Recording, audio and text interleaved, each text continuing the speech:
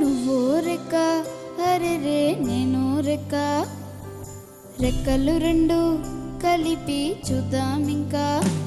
మనదే కాదా చుక్కల ఆకాశం, మనతో రాదా రంగుల సంగీతం.